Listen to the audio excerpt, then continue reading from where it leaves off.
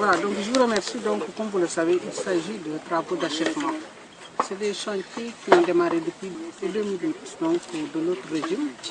Donc, le ministre de l'Enseignement supérieur a bien voulu mettre les crédits nécessaires par le président de la République, bien sûr, M. Macky Sall. On est en train donc de faire l'achèvement.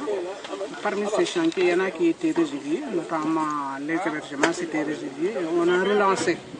Et il y a une nouvelle entreprise qui est activitaire de ce marché-là, comme vous le voyez. Donc le premier bâtiment d'hébergement sera réceptionné dans 20 jours. Pour ce qui est également du bloc pédagogique, vous voyez que l'entreprise s'active, il a mis les moyens, le chantier est bien approvisionné. Et puis il y a beaucoup d'ouvriers sur place, donc il va terminer les travaux dans un mois également. Là également, on est au niveau de la cité des enseignants. Là, c'est des constructions neuves. L'agence même a lancé les travaux, a démarré les travaux. Donc le délai d'exécution est de 12 mois.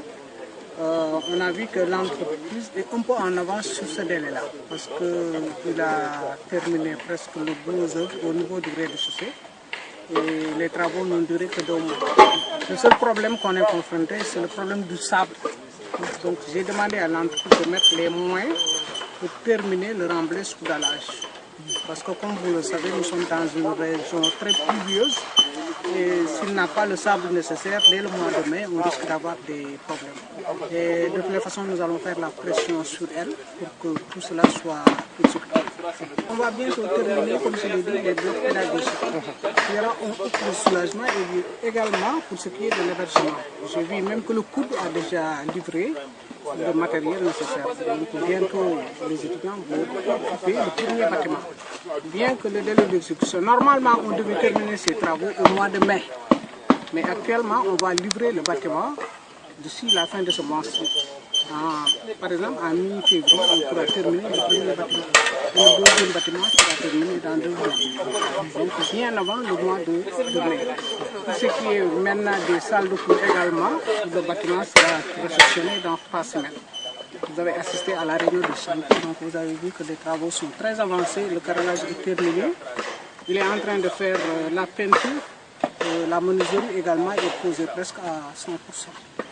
Donc là vraiment on est très optimiste. Il y a également l'extension de l'université qui est prévue. Là je vais laisser mes supérieurs, ils seront là pour peu de temps pour en parler. Avec le projet de la Banque mondiale, on a prévu de faire beaucoup de choses à l'université. Il y a également le centre délocalisé qui sera bientôt implanté à Kolda. Là, nous avons lancé la production, nous avons déployé et même le marché ici. Donc bientôt ces travaux-là vont démarrer. L'amphithéâtre? L'amphithéâtre, il y a ça, je le dis, ça pose problème. Parce que c'est des travaux qui ont démarré depuis 2008. Nous avons envoyé une lettre de mise en demeure à l'entreprise et je crois que nous allons faire un contentieux donc, pour la résiliation pure et simple.